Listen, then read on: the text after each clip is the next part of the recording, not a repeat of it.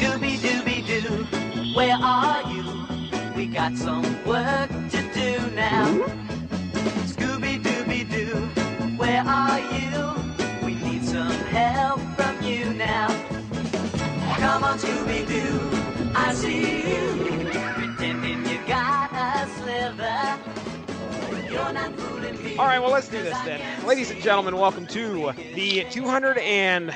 wow, I can't even remember, 214th, 13th, 14th, somewhere around there. We're closing in on 215, I know that much, episode of Source Material. And this evening, we will be discussing a book that I wasn't expecting to cover at any point on here. And as a matter of fact, one of the guests that we have on here tonight was, I believe, the one that suggested it. However, completely forgot that he suggested it after I reminded him of it. So welcome, everybody, back to the podcast. Jason Teasley. Jason, now, do you remember suggesting this at any point? In typical fashion, of course I do.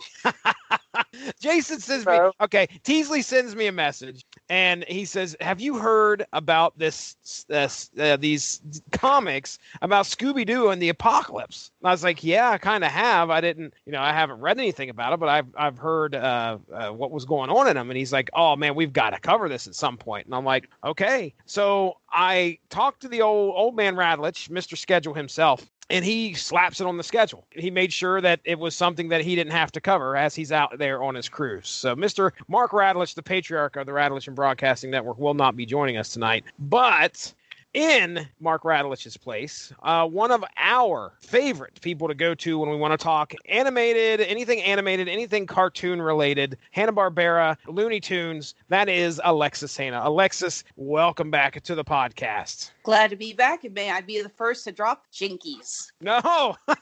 Callback. So, okay, Teasley, so you say you don't remember. You say you do remember. Of course you do remember. Okay, my defense. Hold on my defense. Okay. When I suggest things, I tend to forget about them the next day. The fact that, Mark was involved, who schedules his life 6 years in advance. Yes. To record shows. So when it goes on a schedule, it's kind of out of sight, out of mind. Well, I don't know. I don't know if you knew what you was getting into tonight, but we are covering only the first 6 issues of that series. Scooby Doo Apocalypse comes out July of 2016, scripted by J.M. DeMatteis and Keith Giffen, two writers that I'm pretty certain we've talked about on this podcast before. And throughout the book, we have pencils by Howard Potter. And then we get to the last issue, issue 6, and there's some guest artists that pop in there. Wellington Alves and Dave Eaglesham, which we have talked about. Dave, I'm pretty sure, has had some art show up on this podcast as well. But this is all based on a concept by Jim Lee. Yes, that Jim Lee.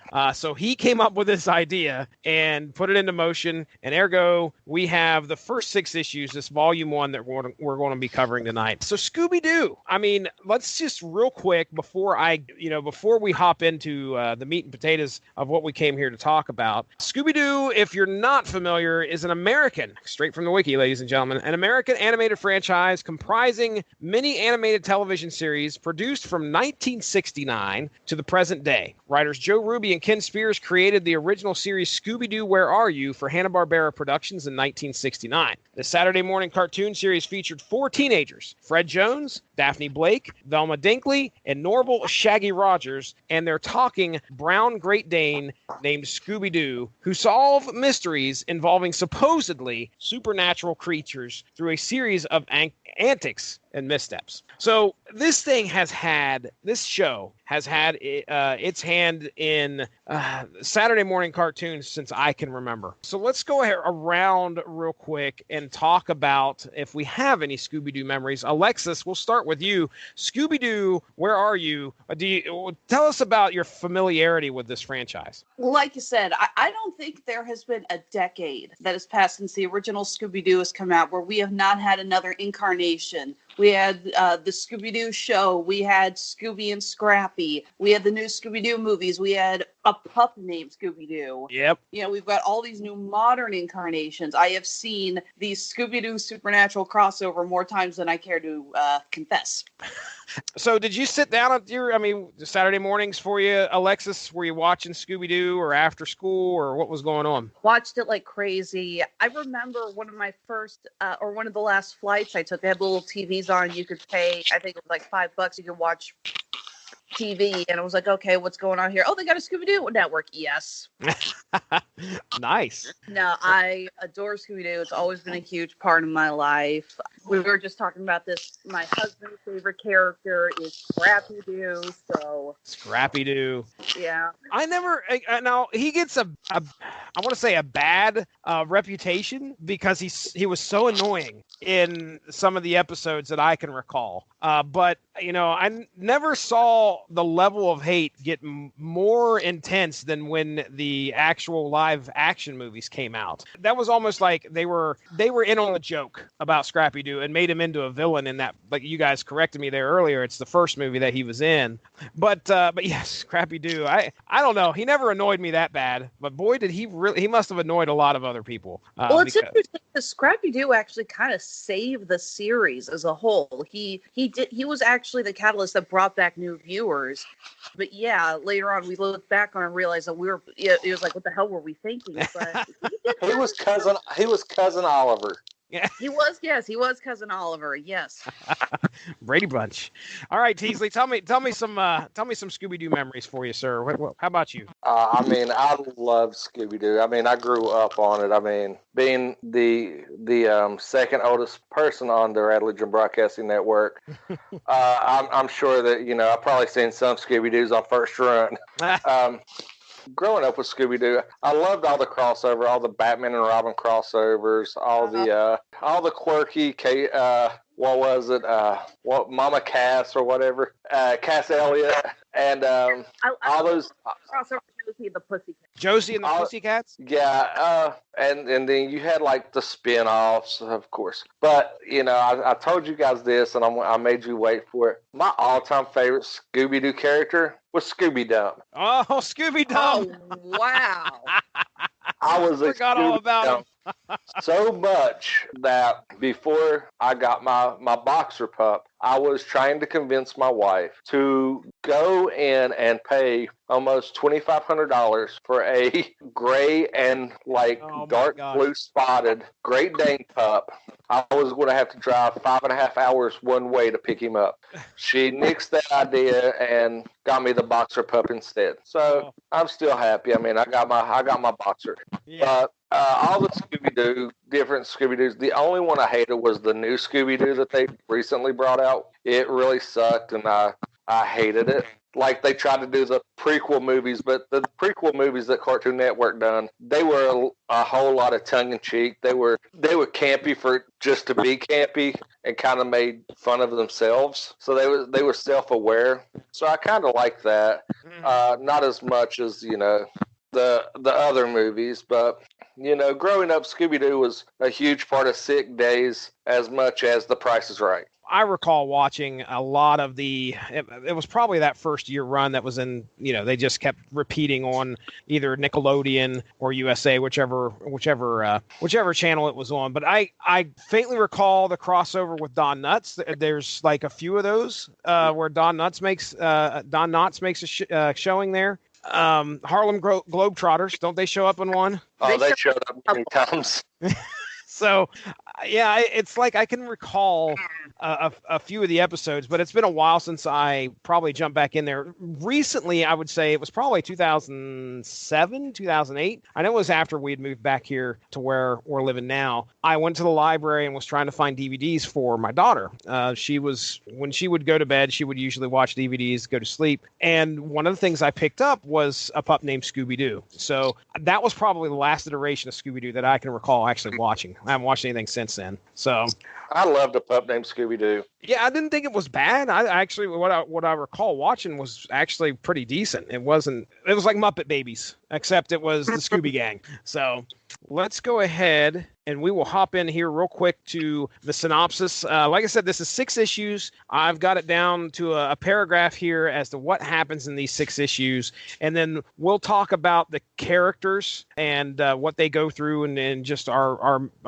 thoughts on what happens in the series compared to what we're used to in the cartoon, because there are definitely some differences here. Definitely some differences. So, all right, Scooby-Doo, Apocalypse, issues 1 through 6.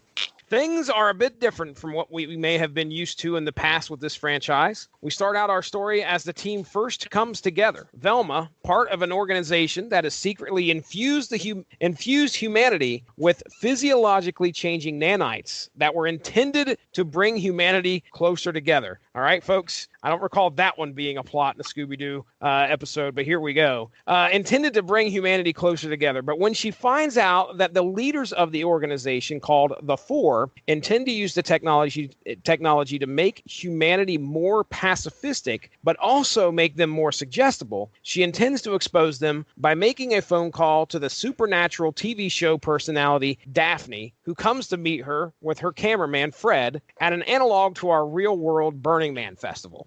When they finally meet, another duo at the festival, Shaggy and Scooby Doo, also residents of the same facility that Velma works, accompany the other 3 into the lab. Scooby is part of an experiment that has enhanced him, allowing him to talk, which I think that was part of the enhancement, right? Like that was that part of it, or could he talk before then? He couldn't talk before the enhancement. No, it was part of the enhancement. Okay. Yeah, that's why when we see the later dogs, one can talk perfectly, the others all had their I think they said it was an enunciation chip burned out. Okay.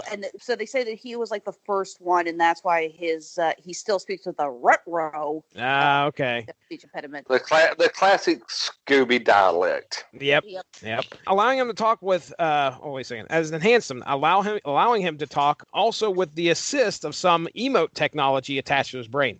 Meanwhile, Shaggy is just a dog trainer that happened to get a job to help train the animals there, but makes a best friend of Scooby when he rescues him from a vicious attack from the other enhanced dogs, including one nefarious Scrappy Doo. While Velma is showing the rest of the gang the inside of the lab, they reach the safe zone and all hell breaks loose. After a large power surge causes the facility and safe zone to lock down, Velma is convinced the Four have finally enacted the nanites and their plan for world dominance. Emerging from the lab, the gang begin to encounter not pacifistic men and women, but ghouls, vampires, and demons with no sight of humanity alive and well. The rest of the first 6 issues finds our team escaping the lab, nearly escaping death, finding refuge at a mall mart, and coming to grips with their new reality. Not to mention solving a mystery. Did the Four activate the nanites? If so, what could have possibly caused this apocalypse that they are now facing? There we go. That's our first 6 issues. So let's jump in. Let's talk about our characters here and, what we find out about them, whatever tickles your fancy here. What do you think of the Scooby-Doo that we get in this series there, Teasley? Actually, I kind of liked it. I kind of liked the whole premise. When I first pitched this to you, I honestly thought it was going to be like a continuation of the old Scooby-Doo that everybody grew up on, everybody knew, and they were just going to be put into this apocalyptic universe. Okay. I didn't know. I was kind of expecting the same thing. I was totally blown away when I first dove into it, seeing that they was rewriting everything. You were starting ground zero, building the team up, building the interactions, and you see that. You see especially with Velma and Daphne. Everything wasn't best friends hunky-dory. In the beginning, it was very confrontational between those two. Yeah, exactly. And you don't have the typical trope of Daphne in distress. Daphne's kind of a badass in this. Yes, she is kind of like Universal Soldier. And you see this. You see they kind of take some of the good things from Shaggy and Scooby and just kind of update them. Shaggy isn't this. Everybody always knew Shaggy was kind of a stoner. hippie. Now he's more of he said he was a Buddhist for a semester in high school. You know, they've kind of updated everybody. Everybody's not falling into the tropes they did when Scooby-Doo was the cartoon we all grew up on. Seeing the friendship that him and Shaggy form simply because Shaggy was a dog trainer that seen how special Scooby was, and then to see Scooby through his enhancements and stuff totally shed that idea that everybody thought that he was a failed experiment, to be the loyal dog that he is, and to be an amazing protector of the group. It was really fun to just start peeling those layers back and exploring a whole new side of what could happen in the Scooby-Doo universe. Yeah, you know, one of the things I picked up on was that Scooby's not like the scared pup, you know, or the scared dog that he always was in the series. You know, he was the one, it seemed like, always running away from trouble. And there are probably a good 3 or 4 spots in here where they clearly chalk it up to animalistic instinct. But there's like 3 or 4 times where he saves somebody's ass. He's definitely got more of a streak of courage, I guess you would say, which is different from what we're kind of used to, especially in the cartoon series that we all grew up on. Yeah, the cybernetic and physical enhancements, I thought that was really going to bother me. I thought I wouldn't like that on him, but it didn't bother me at all. There wasn't a time where, oh man, I cannot remember which. It was one of the Hanna-Barbera crossovers where Dino-Mutt and Super Sons. And Dino-Mutt's pretty much a cybernetic organism altogether. But anyway, they don't rely on that like they did with Dino-Mutt in the series that we read there. I think it was earlier last year. So wasn't that our Hanna-Barbera where we talked to was Mark's dad? I think it was. Dad. Yeah, it was Mark's dad. Alive and well, Art. That's right. Yeah. I love Dino-Mutt too. Yeah. Well, so anyway, I thought that would bother me. Didn't bother me. So I mean, this, you know, Scooby-Doo, as far as Scooby-Doo goes, he's definitely different. But it's, you know, there's still all the same familiar traits. That, okay, this feels like Scooby-Doo to me. Alexis, what do you think of Scooby-Doo? Okay, I do like, I agree with what you guys were saying. I do like that this is not just a continuation. I was expecting that, kind of like, what was it, the first Scooby-Doo animated movie, the Zombie Island one, with just Island, and they're like, oh, it's going to be the same thing it always is. Surprise, it's not. Those are real zombies. And I was kind of worried we were going to see something similar to that. So I did like bringing them together through different things. But I will admit the dialogue kind of got on my nerves after a while. Oh, Firstly, it's repetitive. It's insanely repetitive. First of all, I hate to say it, I'm kind of a stickler on comic book layout. I am a graphic designer. I used to do it professionally. Now I do it freelance. And I'm always looking for comics that have really unique layouts. We talked about this when we did the Batwoman Elegy series and how amazingly beautiful that was. And this comic is very crammed, especially with dialogue balloons. And there's a lot of...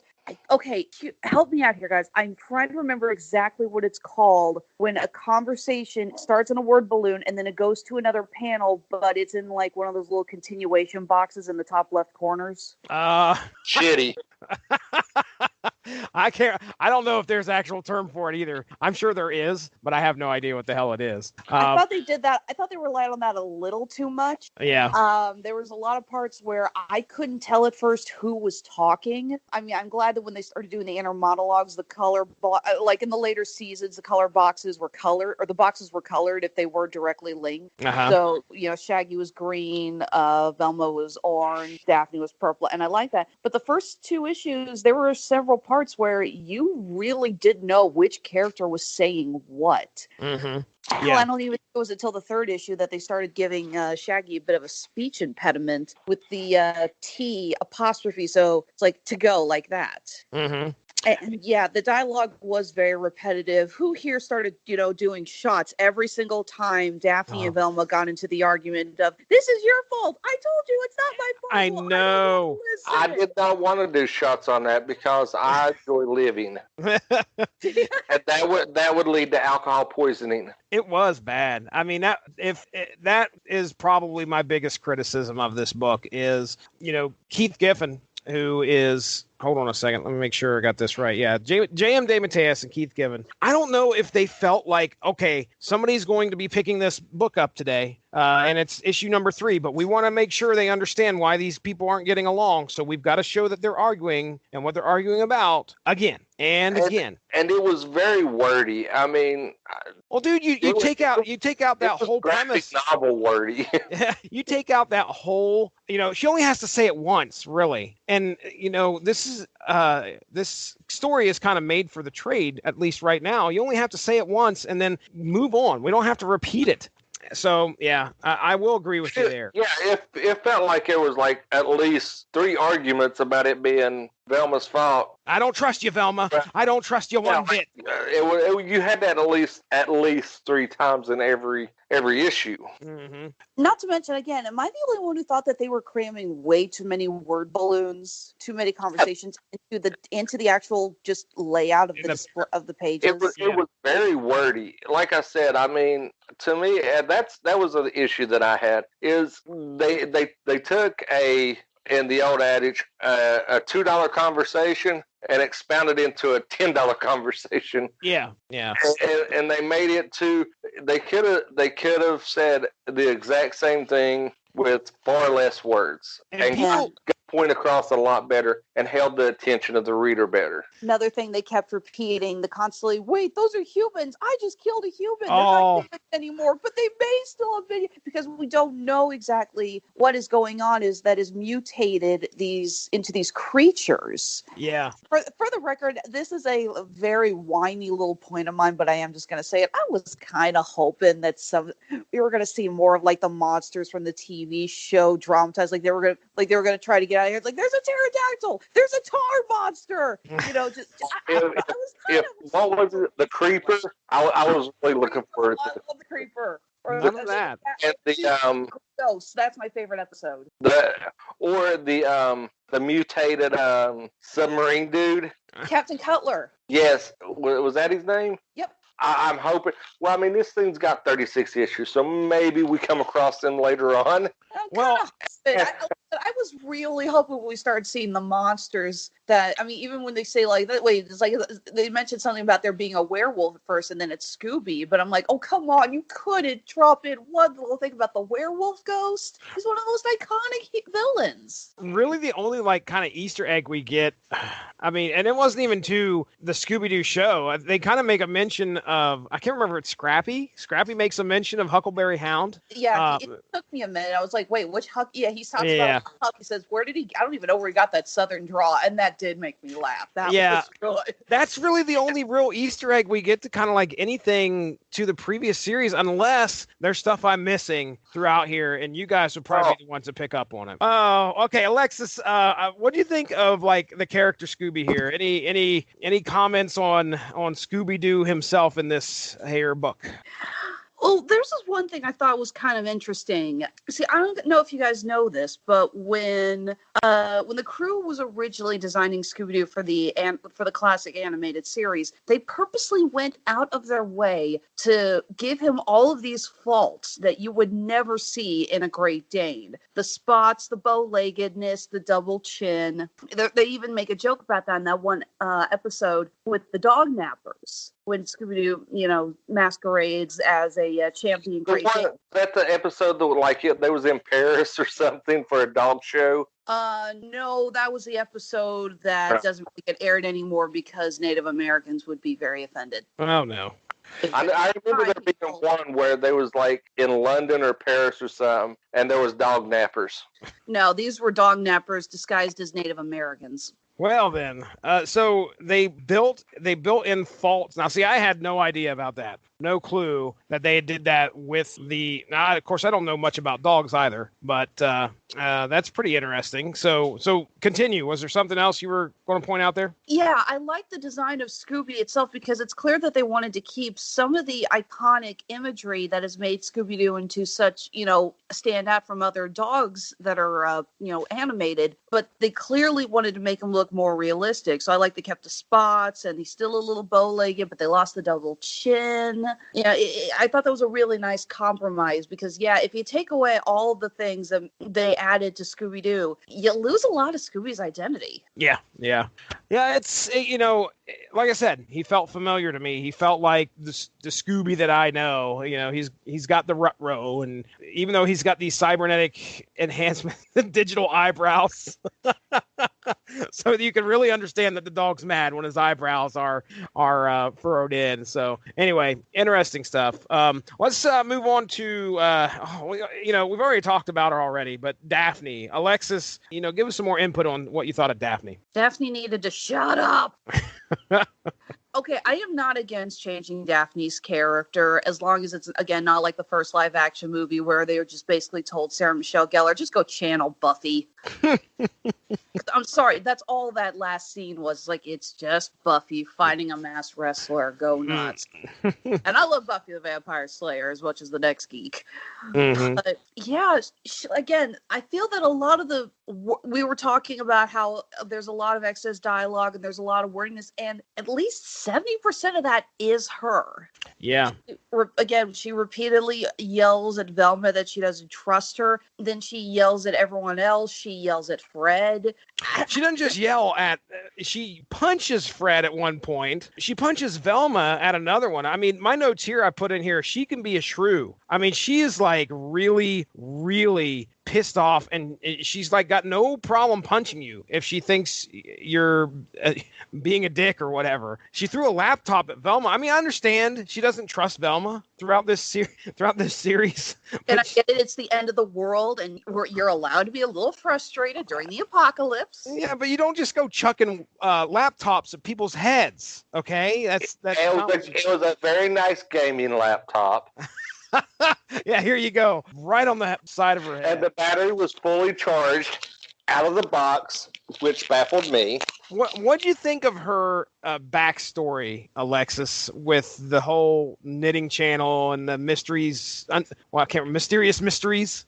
Again, I thought that was kind of a callback to the animated Zombie Island movie. Oh, okay. That's when that starts out in that movie. We find out that the gang is split up, and Daphne is now hosting her own talk show with Fred as her cameraman. And I thought, well, okay. I thought they were kind of doing a little callback with that. I honestly felt there were only two parts of her that actually stuck to the original character that we recognize. Again, they didn't just change her. I felt that they wrote a completely new character and just called her Daphne, with the exception of two parts. She says Jeepers, and when she admits that she grew up on a rich estate, because we know Daphne Blake's family came from money. Mm-hmm. Yeah. And other than that, I was like, that's not Daphne. Teasley, you got any thoughts about Daphne?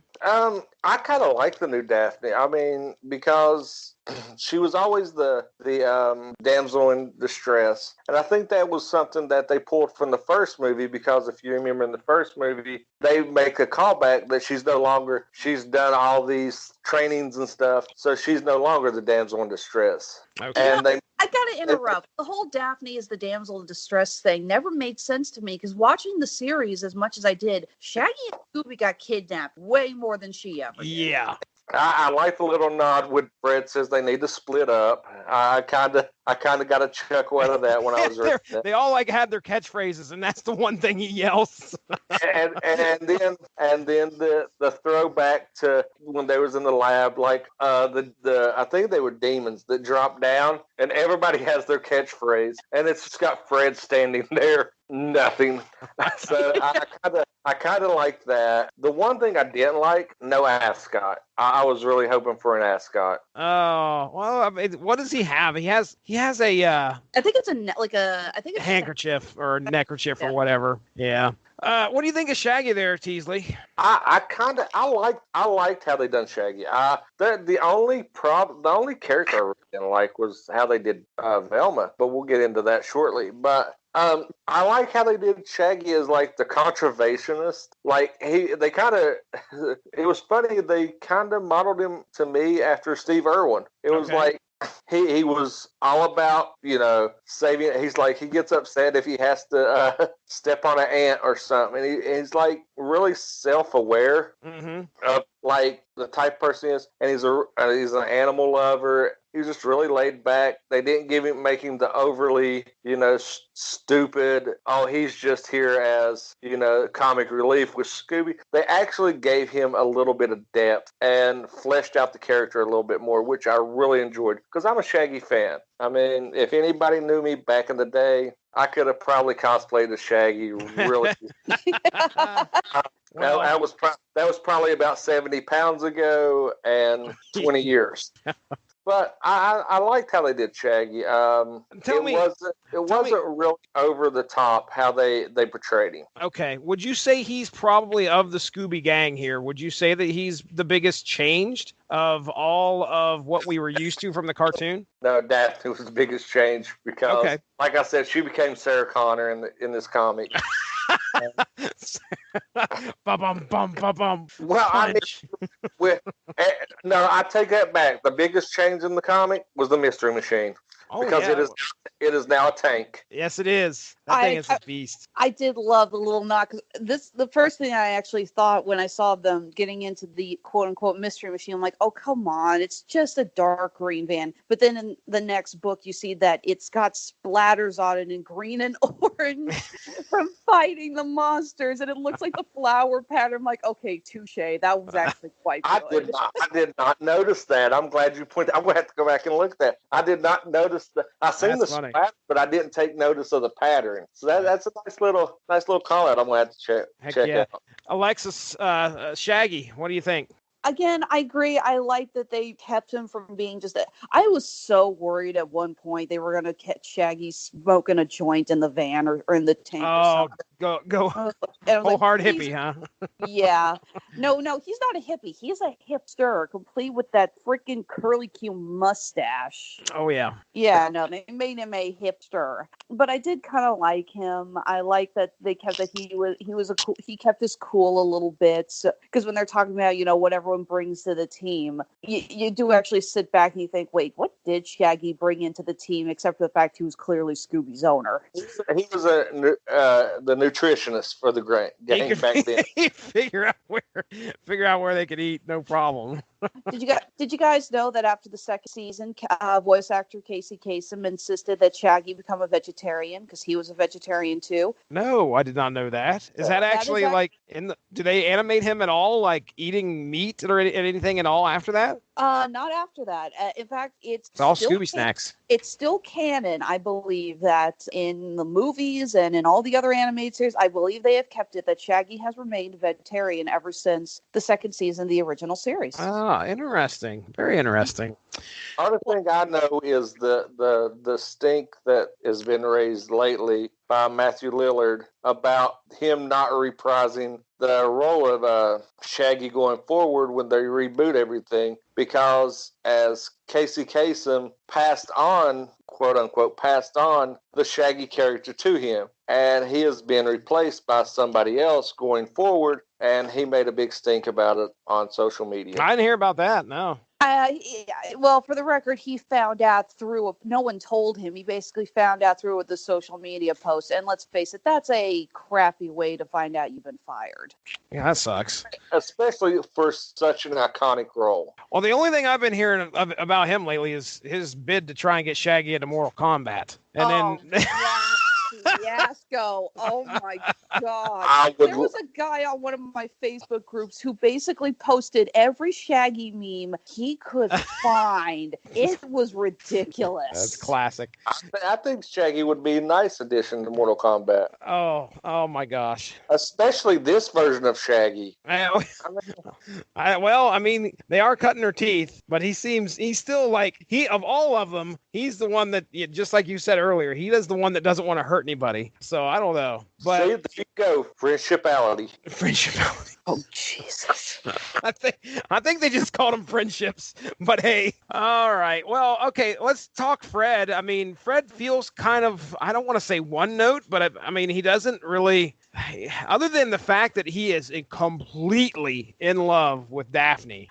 to a point where it's almost sad. Alexis, you got any commentary on Fred, the character of Fred here? Fred never was a character. He was just this guy, wasn't he? That just kind of directed things, and that was it. The only thing I always loved about Fred, again, harkening back to the voice acting, is that Frank Welker has done the voice of Fred in every single version of Scooby Doo that has ever come out. And thank God, even though they fired Matt Lillard, they did not fire Frank Welker, because I don't think anyone else should ever voice that character. That is amazing stuff. I think Fred was the one character that took a step back from his comic, his early comic portrayal.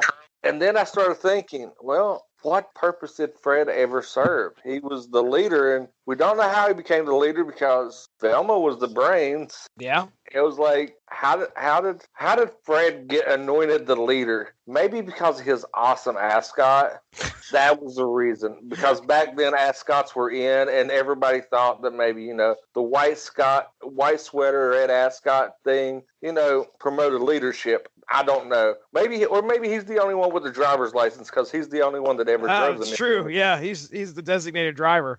Alexis, help me out here. Just because I know I'm a novice when it comes to watching the Scooby Doo program, did Fred ever get kidnapped, or was there any sense of danger around Fred? No. That's the big difference here, because Fred almost dies like 3 times in this comic book. He definitely gets messed up by one of the demons, and there's one point where I think he almost gets does he get completely sucked into that girl demon in issue 5? And he basically blasts something that goes floaty and gets out. Okay. That was so weird. I think he had the gun, because it almost went from it was either at the end of that issue. The gun. He's because the little girl's talking to him and he gets too close to her and it picks him up and about swallows him, and Daphne blows it up and it blows Fred across the room, and he says, "You got to give me a minute. I almost died or something." It's like, dude, this is, in the past 12 hours, this is the second time. Yeah. That's probably maybe the biggest change for that character is the fact that he's the one, or at least that's a different style in the writing here. Hey, all bets are off. Anybody can go, and of course, they may be main characters, but the peril is there for everybody. Fred's not just going to get a pass from potentially dying just because he's wearing a red handkerchief around his neck. So let's talk about our final member of the Scooby Gang, and the one that seems to be, most shrouded in mystery, and that'd be Velma. So I'm just going to go ahead and start with one question here, Teasley. We go through 6 issues of this. We really don't get a whole lot of answers about what has happened. At the end of this, there's still a mystery to be solved. Do you trust Velma? Yeah, I mean, I don't think they put her in the situation where they shouldn't trust her, but I mean, they want to give you that red herring that you always had in a pup named Scooby Doo. He was always, I think it was even his name was Red Herring. Yes, I remember that character. It's like every time Fred had to accuse him of something. Yeah, he always accused him of being the one behind it. And but I mean, I think that they're trying to build it up that Velma is this evil mastermind behind all of it. It's not. She was a pawn in the game. They used her for her intelligence, and yippee-ki-yay, who cares? It's like they're trying too hard to make you think she's behind things more than she actually is. Okay, now I know we talked about it earlier. The 6th issue, Alexis, do we get any answers in there as to whether she's behind it? I don't think we do. We just get more of the fact that she feels that she was deceived by her brothers, who we find out are the 4 that own this lab and are, putting this plan in place with these nanites and all that. But she was convinced to become a member of that group, but then her conscience gets the better of her, and ergo why she involved Daphne and all of them to try and expose what was going to happen. But I mean, Daphne Daphne runs around saying she's not going to trust her. So, Alexis, I ask you the same question. What do you think of Velma here? Should we trust her? There is one part that I think could lead to a twist, and that's we've seen at least twice in that last issue that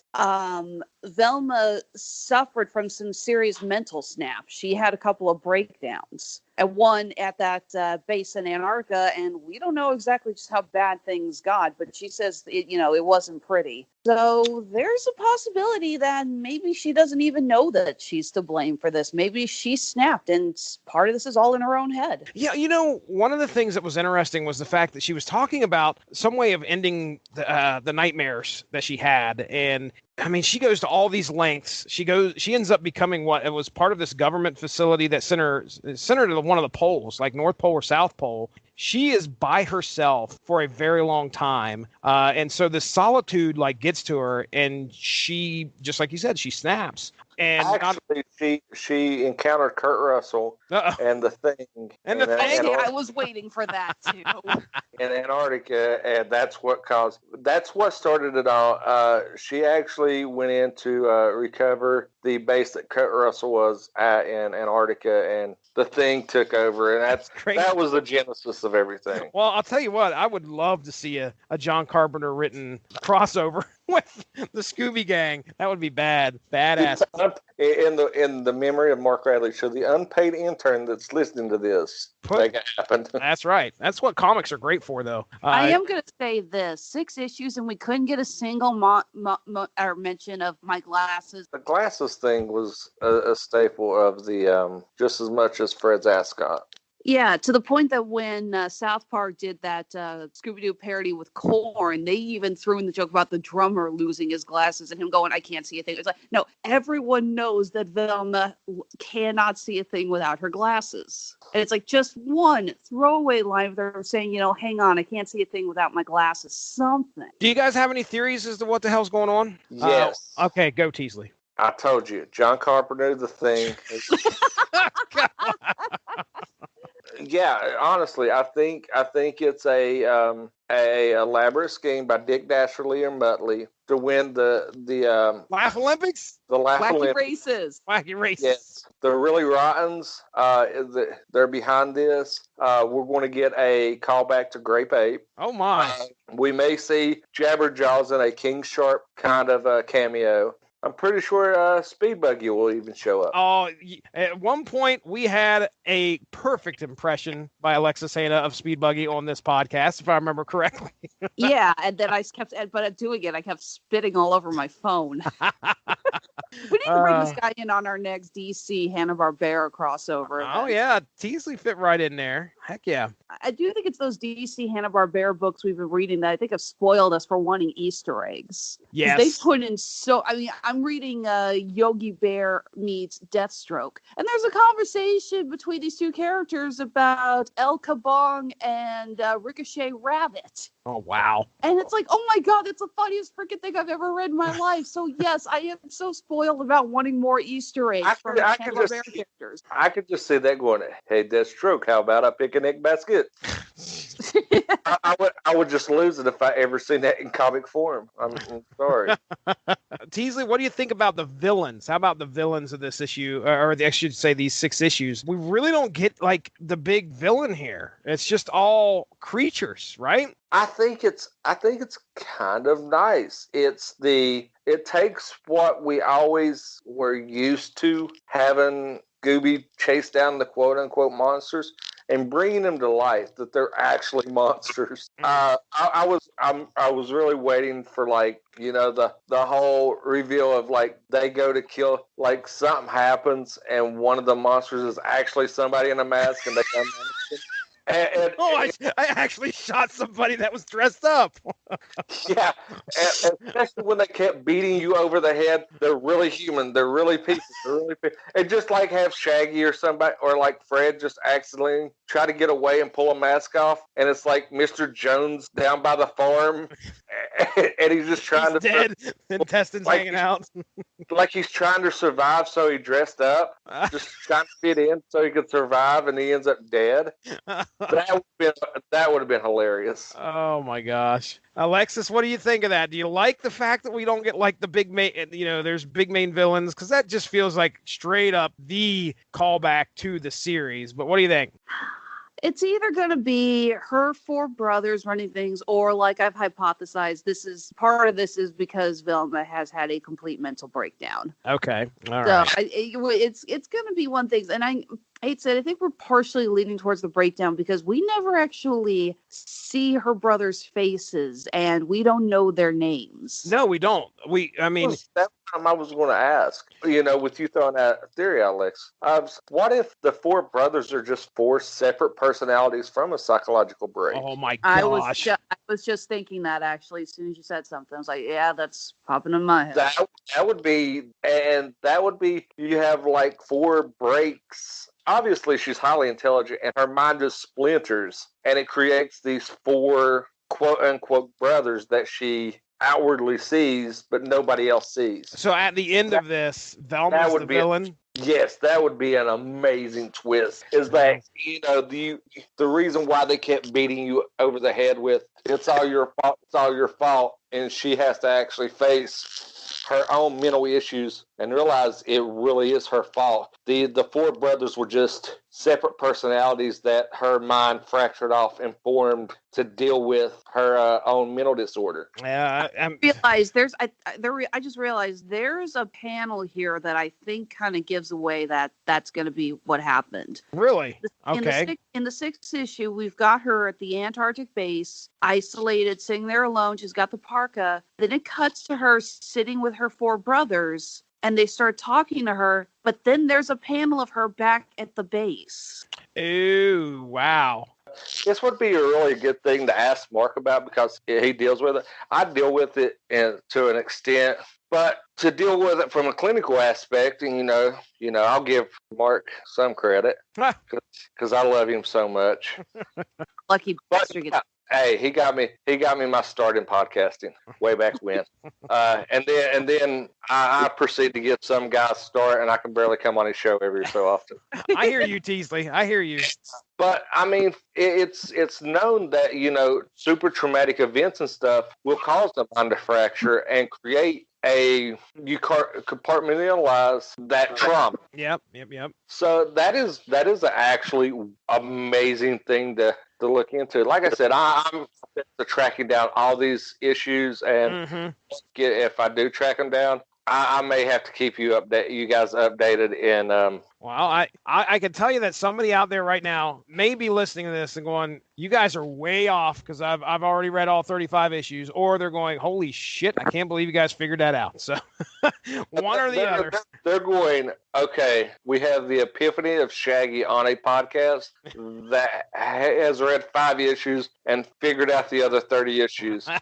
But might as well say we are the Rad Legion Scooby gang. I mean, we got Velma, we've got Shaggy and Jesse. I guess you're going to be Scooby. Do I have to be? Okay, you're my Daphne. You're Winfrey, but I would say Mark, but he runs the place, so I can't call Mark. And you got Fred in the totally 80s Pat Mullen. Oh yeah, okay. He's Fred. So I mean, well, okay. Last character we got to talk about. That is Scrappy Doo. So Scrappy Doo, Alexis, tell what do you think here? I mean, it's bit parched throughout this first 6 issues, but what are your thoughts? Well, let's face it, we were all waiting for Scrappy Doo to show up. We knew he was gonna, make a cameo appearance at least. At least, yeah. So again, I never really had the animosity towards Scrappy, but it was kind of fun to play along, and I saw why so many people hated his guts, and I was able to laugh along with it. So I was kind of on the middle field for that. And again, my husband loves Scrappy Doo. I have to admit, the only thing that bugged me, we brought this up earlier, was the final piece of the 6th issue with Scrappy, where he realizes he can essentially transmogrify his body, and he changes the lower half of his body from a regular dog to a bipedal system, which is similar to, how he was designed in the original cartoons. He always walked on his hind legs. He didn't he? Yeah, he didn't walk on four legs like Scooby did. That's right. So I guess it kind of makes sense. And again, I'm hoping they mention it in a for upcoming issue, because I like that they brought the whole "Let me at him." Scrappy's got two catchphrases: "Let me at him" and "Puppy Power." Puppy Power. I wanted to hear Scrappy say "Puppy Power."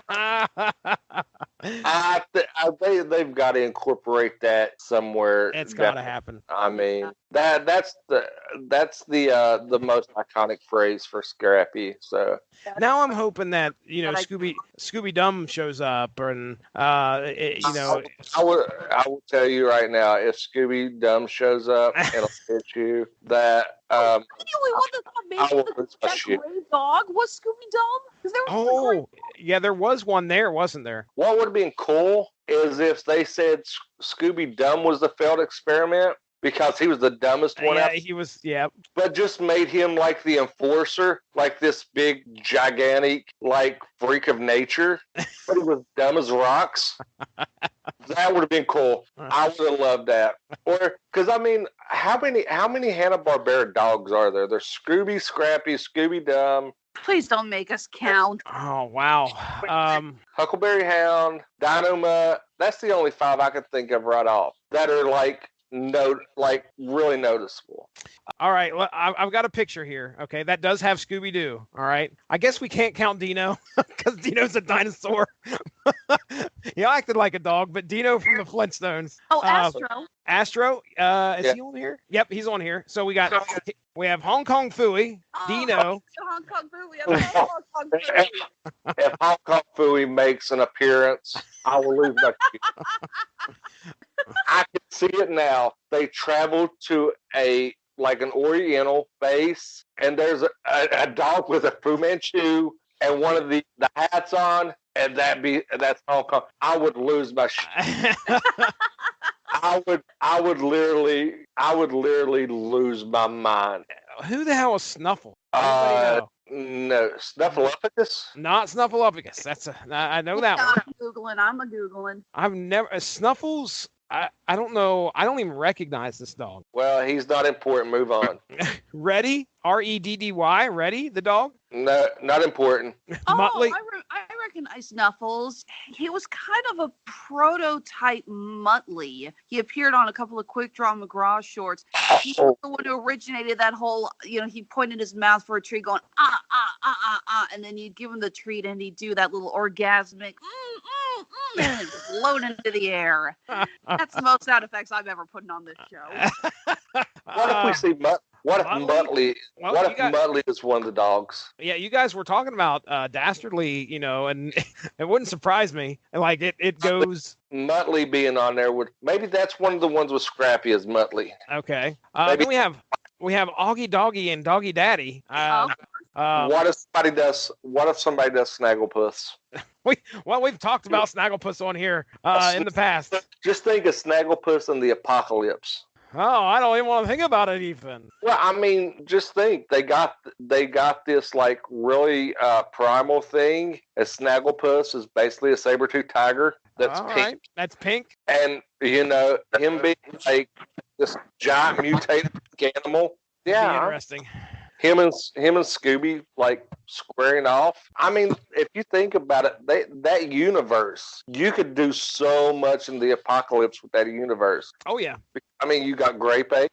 Grape Ape would fit in that universe, in that apocalyptic, and he would be a badass. That would be. I mean, it's interesting to see where they would go with it. I was going to say, I know how we can find out. We read the other 31 issues. That's right. Well, let's do final thoughts here, and we'll get on out of here. Teasley, we'll start with you. I mean, it sounds like you had a good time reading this. You got any other thoughts you'd like to share on Scooby Apocalypse 1 through 6? Not through 1 through 6. I want to talk about 7 through 36. I'm hooked. I mean, I am literally hooked. Like I said, because coming into this, I was totally into we're going to get the quote unquote Scooby gang, and it's just transformed into this apocalyptic world. I didn't know we was going to get Sarah Connor with, biotech that's going to be kicking ass and everything's going to be turned on its ear. I am hooked. I'm like, I have found something to actually do while I'm at work rather than working. I will be reading. I will be further reading these issues, and when I get time and if I see something that catches my eye that I need to share with you guys, I will definitely be sharing. I'm curious. Like I said, because you can do Dino-Mutt. Dino-Mutt fits in this because he's a biocanning.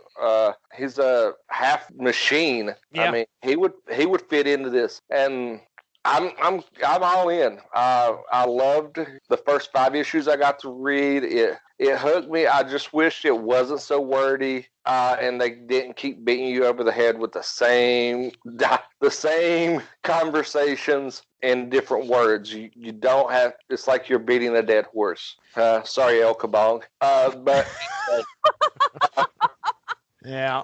All right. Well, it does look like the writing team stays together here. All the way up through 25, I saw Giffen and DeMatteis on here. So yeah, you're not going to get it. If you like what you got here in this first 6 issues, you're going to like that. You're probably going to continue to like it. No, I actually want to pick up the next volume. I've got the trade with the first 6 volumes in it. I do want to go pick it up. I am hoping for more Easter eggs down the road. We talked about how we want to see puppy power, and I can't see a thing without my glasses. Mm-hmm. And I am hoping we see some of that. Maybe we see some of the monsters take on the forms of the classic Scooby Doo ghosts that we all know: the Creeper, the Pterodactyl, the Tar Monster. So that's what I really would like to see in the future issues, but I did enjoy this. I did. Okay, very good. All right, well, I think that brings our discussion of Scooby Apocalypse to a close. Let's go ahead. We'll get into plugs here. Alexis, please plug away. I just realized that since I haven't had a comic convention in 2 months, every plug I've done since Christmas has been the exact same. So I think you guys are sick of hearing me say this by now. Honeysuckle Rose Creations, the intersection of geek and chic. We handmade unique, one-of-a-kind jewelry out of old game pieces. You can find us. We have stores on Etsy and Handmade at Amazon. We post on Facebook, Instagram, and Under Protest Twitter. We do have our first convention of the season coming up, thank God, because, again, I haven't had a convention in 2 months, and I have been going insane. So we will be appearing at Planet Comic-Con here in Kansas City at the end of March. Come April, we have 2 shows. We will be appearing at Cape Girardeau, Missouri at Cape Comic-Con and West Plains, Missouri at OzCon. It's our first time at OzCon. We've been to Cape a few times. We love that show. Just found out that they have 2 of the classic Power Rangers appearing there that weekend, so that's going to be interesting. Ooh, interesting. All right, Teasley, why don't you let our listeners know where they can hear you talk some sports? People can go back and listen to me on Just the Tip Off.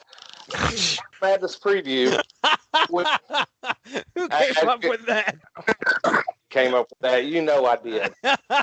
They wanted to call it the tip off, and I just said no. We're calling it Just the Tip Off. Yeah. March Madness preview that we will be recording as of March 19th. And then we will be returning for a special April edition once the NFL draft kicks in.